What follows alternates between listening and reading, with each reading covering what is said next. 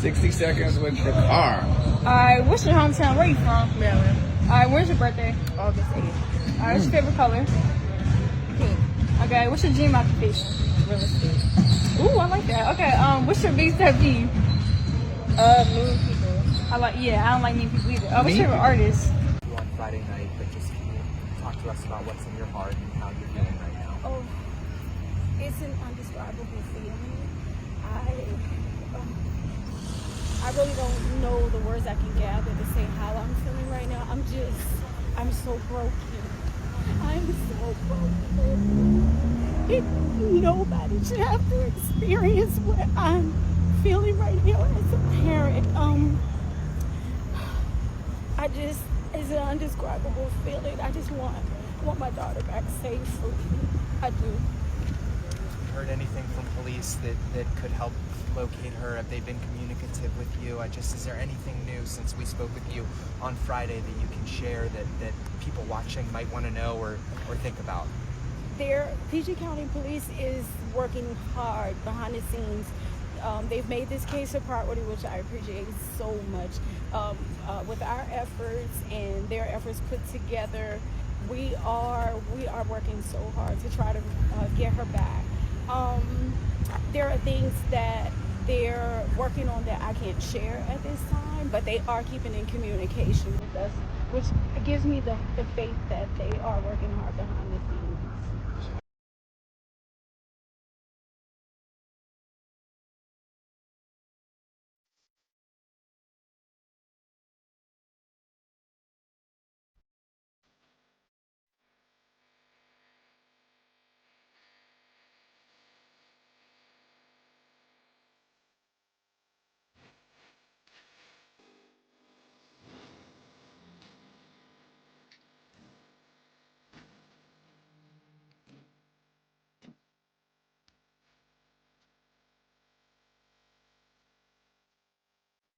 I got gas and I'm out. I should be back soon. I love you too. Goodnight. These were the last words 19-year-old Dacara Thompson ever sent to her father. Within hours, she would be dead. Her body, discarded like trash off a Maryland highway.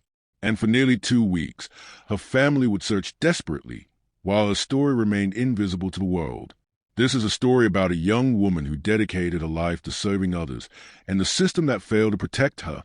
If you ever felt that gnawing anxiety when someone you love is late coming home, if you've ever refreshed your phone hoping for a text that never comes, then you already understand the nightmare that Dacara Thompson's family lived through in August 2025. We live in a world where young women vanish from parking lots at 3 a.m., where families post desperate pleas on social media while traditional media looks the other way. We tell ourselves we're paying attention, but are we? Not when the missing woman is unknown. Not when her name doesn't trend on Twitter. Not when her face doesn't appear on cable news. I've spent the last week diving deep into this case, reading court documents, studying surveillance footage timelines, and examining the investigative failures that let a dangerous man remain free. What I found is both heartbreaking and infuriating. Today, we're going to piece together what really happened to Dacara Thompson. We're going to honor her memory by telling her story, the story that mainstream media largely ignored until it was too late. So before we begin, I need you to do something. Hit that subscribe button, because cases like Dacara's deserve to be heard. And if we don't tell these stories, who will? Dacara Thompson was born and raised in Maryland. She was 19 years old, young, ambitious, and deeply committed to making a difference in her community. In 2024, she graduated from St. Charles High School in Waldorf, Maryland, where she was known as a shining example of the very best of our Spartan community. She was a dedicated student, an athlete, and an active member of the Marine Corps drop program. Her high school principal, Tamika Little, later said Dacara exemplified leadership, discipline, and a spirit of service that inspired her peers and mentors alike. But what made Dacara truly special was what she chose to do after graduation. While many of her peers went straight to college or entered the workforce, Dacara raised her hand to join something bigger. She enrolled in Maryland Service Year Option, a program championed by Governor was more that pays recent high school graduates with full-time, paid service positions at nonprofit organizations. D.A. Cara worked for nonprofit Prince George's County, which oversees the county's nonprofit organizations. Governor Moore would later say she yearned to be part of our mission to solve big problems with bold solutions through her passion for the arts. Her mother, Carmen Thompson, described her as kind and soft-spoken. County Executive Aisha Brave Boy called her a good young woman who wanted to do good for her community. D.A. Cara had recently graduated high school. She was just starting her adult life, a life dedicated to service, to her community, to making the world better. She was 5'2", just 105 pounds, with black hair and brown eyes. She had a nose ring and tattoos on her right side and left arm. She was someone's daughter, someone's friend, someone who mattered. At 19, D.A. Cara was also a new driver. This detail will become tragically important. In August 2025, D.A. Cara was living with her father, Daniel Thompson, in Lanham, a community in Prince George's County, Maryland, just outside Washington, D.C. It was a place she knew, a place that should have been safe. But on the night of August 22, 2025, everything changed. On the evening of Thursday, August 22, 2025, Dacara Thompson told her father she was going out to get gas for her 2013 white Ford Edge SUV.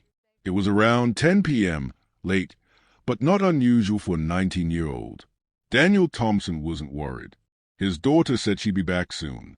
Just before midnight, Daniel texted his daughter that he was going to bed. D.A. Cara responded immediately. "I got gas and I'm out. I should be back soon. I love you too. Good night." It was 11:50 p.m. on August 22nd. It was the last time Daniel Thompson would ever hear from his daughter. When D.A. Cara didn't return home within an hour, Daniel called her phone. No answer. He tried again. Nothing. The hours passed. Dawn came. Still no D.A. Cara.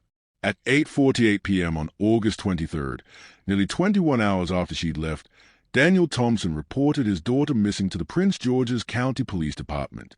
The investigation began immediately, and what detectives discovered on surveillance cameras would paint a chilling picture of D.A. Cara's final hours. At approximately 1:30 a.m. on August 23rd, about 90 minutes after her last text to her father, cameras captured D.A. Cara parking her white Ford Edge in the 1800 block of Jasmine Terrace in Hyattsville, about 6 miles from her home. She got out of her vehicle and began walking down the sidewalk toward Riggs Road. At 3:06 a.m., now more than 3 hours after her last text, additional surveillance footage showed D.A. Cara leaving her SUV and walking from Jasmine Terrace down Riggs Road toward University Boulevard in Hyattsville. She walked into the parking lot of a business on University Boulevard, behind a Family Dollar store in the Langley Park area. And then, investigators, something happened that police still don't fully understand. At approximately 3:06 a.m., surveillance footage captured D.A. Cara approaching the driver's side of a black GMC Yukon Denali. She appeared to speak to the driver for about a minute.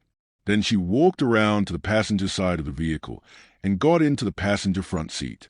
According to Prince George's County Police Chief George Nader, for reasons still under investigation, it appears that D.A. Cara willfully entered a vehicle. Why did D.A. Cara get into that vehicle? Did she know the driver? Was she in distress and seeking help? We'll come back to these questions. Cell phone records would later reveal that D.A. Cara's phone traveled in that black SUV. The vehicle headed to a home in the 12,000 block of Cambridge Drive in Bowie, Maryland, about 10 miles away. According to court documents, they arrived at approximately 3:47 a.m. At 5:03 a.m., exactly 1 hour and 16 minutes after arriving at the Bowie home, D.A. Cara's phone was deactivated. She would never use it again. On August 24th, 2 days after D.A. Cara disappeared, her white Ford Edge was discovered parked in front of a fire hydrant near the Chilmadelphi Volunteer Fire Station. The vehicle was pointed in the wrong direction, as if the driver had parked hastily. Inside, investigators found D.A. Cara's purse, containing her credit cards and cash. Everything was there, except her phone and her key fob. D.A. Cara's mother, Carmen, told investigators that her daughter was a new driver. Looking at how the car was parked, it appeared D.A. Cara had gotten out quickly, perhaps intending to return in just a moment. But she never did. For the Thompson family, the nightmare had only just begun. For the next week, D.A. Cara's family was frantic. Her mother, Carmen Thompson, led the search efforts. She posted on social media. She organized community searches. She begged for help. "Do whatever you have to do to get out of your situation," Carmen said in a public plea to her daughter, hoping Dacara was alive and could hear her. "You get somewhere and you let somebody know you need help." The Prince George's County Police Department's Missing Persons Unit opened an investigation. County Executive Aisha Braveboy said she'd asked to be kept updated on the case. But beyond Prince George's County, the case received little attention. No cable news coverage.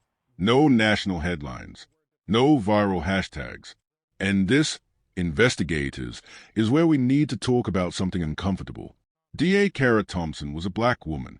And in America, when black women go missing, the media often stays silent. According to the FBI National Crime Information Center, black women and girls accounted for 97,577 of 262,447 missing female entries in 2024, nearly 37%. And according to a study published in the Lancet Regional Health Americas, black women are on average 6 times more likely to be murdered than white women. 6 times. Yet their stories rarely make headlines. Their faces rarely appear on morning shows. This phenomenon is so well documented it has a name: missing white woman syndrome. Dacara Thompson's family was searching, pleading, desperate. And for nearly 2 weeks, most of America had no idea she existed. Then, on August 31st, the worst news imaginable arrived. On Sunday, August 31st, 2025, 9 days after Dacara disappeared, Maryland State Police responded to a disabled vehicle on Route 50 between Maryland Route 424 and Maryland Route 97 in Anne Arundel County. The location was a short bridge over the South River near Annapolis. While on scene, troopers looked over the bridge and saw something on the riverbank embankment about 30 feet below. It was a body, the body of a fully nude woman. According to court documents, the body was in bad shape. The Maryland State Police opened a death investigation. When word reached Prince George's County Police, they immediately suspected a connection to their missing persons case. On September 1st, an autopsy was conducted. On September 3rd, detectives met with Dacara's family and showed them photographs. The body was identified as 19-year-old Dacara Thompson. Dacara hadn't run away. She hadn't gotten lost. She had been murdered. With Dacara's death confirmed, the case officially became a homicide investigation. Detectives turned their attention to the black GMC Yukon Denali captured on surveillance footage. The vehicle Dacara had entered at 3:06 a.m. on August 23rd. Investigators were able to obtain a license plate number from surveillance footage. They ran the plate and traced it to a residence in the 12,000 block of Cambridge Drive in Bowie, Maryland. The same address where cell phone records showed Dacara's phone had traveled. The same address where her phone had been deactivated at 5:03 a.m. On September 3rd, detectives conducted surveillance on the home. They observed the black SUV parked in front of the address. Detectives applied for and obtained a search warrant for the residence. In the early morning hours of September 4th, they prepared to execute that warrant. As detectives approached the home on Cambridge Drive just after 9 p.m. on September 3rd, they observed something crucial: a man leaving the residence and getting into the front seat of the black SUV. Police immediately stopped the vehicle and detained the driver. His name was Hugo Rene Hernandez-Mendez.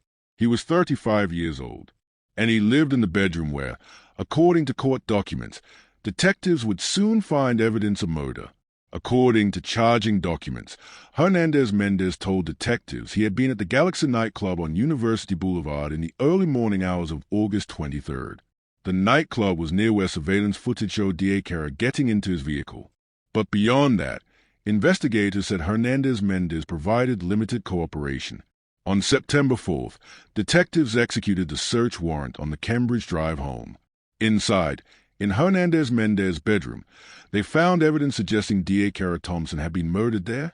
The specific evidence has not been publicly released, but it was enough for prosecutors to file charges. According to court documents, a roommate told police he had heard the defendant in his room the morning of August 23rd, the same morning Dacara's phone was deactivated. Police believe Dacara was killed in that bedroom, approximately 20 miles away from where her body was eventually found. which means Hernandez-Mendez had to transport her body, and investigators believe they know exactly how he did it. According to court documents, police believe Hugo Hernandez-Mendez threw Dacara Thompson's body off the Route 50 bridge, the same bridge where Maryland State Police would later discover her remains. Think about that for a moment. Dacara's body, discarded like garbage, thrown from a bridge into the grass below, where she lay undiscovered for over a week. The Office of the Chief Medical Examiner conducted an autopsy, but as of the time of the arrest, Dacara's exact cause of death had not been determined. This suggests her body was in an advanced state of decomposition, making forensic analysis more difficult. What is clear is that Dacara Thompson died violently in Hugo Hernandez-Mendez's bedroom in the early morning hours of August 23, 2025, and her killer tried to hide what he'd done. On Friday, September 6, 2025, Prince George's County Police announced the arrest of Hugo Hernandez-Mendez. He was charged with first-degree murder and second-degree murder in the death of Dacara Thompson. He was ordered held without bond by the Department of Corrections. On Monday, September 9th, Hernandez-Mendez appeared in court for a bond hearing. The judge ordered him held without bail. He is scheduled to return to court on October 8 for a preliminary hearing. But there's another layer to this case, one that has sparked outrage and controversy. According to U.S. Immigration and Customs Enforcement, Hugo Hernandez-Mendez was in the United States illegally. He was originally from Guatemala. And here's where the story takes an even more disturbing turn. In May 2022, Hernandez-Mendez was arrested and charged with driving under the influence. Despite being in the country illegally, he was released. Then, in April 2025, just 4 months before Dacara's murder, U.S. Park Police arrested Hernandez-Mendez again on another DUI charge while he was driving on the Baltimore-Washington Parkway. According to court records obtained by investigators, Hernandez-Mendez worked for a Baltimore-based landscaping company at the time of his arrest. Despite federal authorities knowing he was in the country illegally, despite having him in custody, ICE did not request a detainer. He was released again. Congressman Glenn Ivey, who represents Maryland's 4th District, released a scathing statement. The suspect, Hugo Hernandez-Mendez, had previously been arrested by federal law enforcement, yet ICE failed to request a detain or take action while he was in custody. That failure allowed him to remain free, and now a family is left grieving a terrible loss. At a press conference, County Executive Aisha Braveboy expressed frustration. "It's very disappointing finding that out now, because we may not be here today if they did what they were supposed to do." Dacara's mother, Carmen Thompson, echoed that sentiment. "It's very disappointing, because we may not be here today if they did what they were supposed to do." I want to be very clear here. This case raises serious questions about immigration enforcement and public safety. But it's also important to note that the vast majority of violent crime in America is committed by U.S. citizens. The issue isn't immigration itself, it's systemic failures. It's law enforcement agencies not communicating. It's people with violent histories being released without adequate supervision. Dacara Thompson deserved protection. She deserved a system that worked. As of now, several critical questions remain unanswered. First, why did Dacara get into Hernandez-Mendez's vehicle? Police say she appeared to enter willfully, but did she know him? Was she asking for help? Was her car having problems? According to police, they are still investigating whether Dacara and Hernandez-Mendez knew each other prior to August 23rd. The Galaxy nightclub where Hernandez-Mendez claimed to be that night is near where Dacara was captured on surveillance footage, but no connection has been confirmed. Second, what was Dacara doing between 11:50 p.m. when she texted her father and 3:06 a.m. when she was seen on surveillance? That more than 3 hours unaccounted for. Third, what exactly happened in that bedroom in Bowie? How did Dacara die? The medical examiner's report has not been publicly released. Fourth, did anyone else know what happened? Hernandez-Mendez had a roommate who heard him in his room that morning. Did that roommate know what was happening? Did anyone else? These questions may be answered at trial. But for Dacara's family, no answers will bring her back. Investigators. After studying this case extensively, there are several things that stand out to me from a forensic and investigative perspective. First, this case demonstrates the absolute critical importance of surveillance technology in modern investigations. Without those cameras, the ones that captured Dacara parking her car, walking down the street, approaching the SUV, and getting inside, this case might have remained a mystery. The surveillance footage not only identified the vehicle, but also provided a precise timeline. It showed Dacara appeared to enter the vehicle willfully, which is crucial for understanding what happened. It captured the license plate, which led directly to the suspect. Modern surveillance is often controversial, with valid privacy concerns. But in cases like this, it's a difference between justice and a cold case file. Second, the fact that Dacara willfully or voluntarily entered the vehicle raises a troubling question about victim behavior and stranger danger in the 21st century. We teach our children not to get into cars with strangers. But at 3 a.m., with your car abandoned miles from home, when you're a 19-year-old woman alone in a parking lot, desperation can override caution. Did Dacara need help? Was her car broken down? Did Hernandez-Mendez offer her a ride, appearing friendly and safe? We may never know. But what we do know is that a young woman in a vulnerable position trusted the wrong person, and it cost her everything. Third, we cannot ignore the media coverage, or lack thereof, in this case. For nearly 2 weeks, Dacara Thompson was missing. Her family was searching. Police had surveillance footage. But where was CNN? Where was Fox News? Where were the Nancy Grace specials? They didn't come until Dacara was already dead. Compare this to cases involving missing white women, which often receive immediate, extensive national coverage. Gabby Petito's disappearance dominated news cycles for weeks. Natalie Holloway's case is still discussed decades later. Black women make up 37% of missing women in America, but receive a tiny fraction of media coverage. This isn't just about fairness, it's about safety. Media attention generates tips. It keeps cases alive. It pressures police to act quickly. Dacara Thompson deserved that attention while she was still missing, while she could still be saved. Finally, the immigration and law enforcement failures in this case are indefensible. Hugo Hernandez-Mendez was arrested twice for DUI. He was in federal custody. He was known to be in the country illegally. Yet he was released, twice, without an IC detainer. I'm not making a political argument here. I'm making a public safety argument.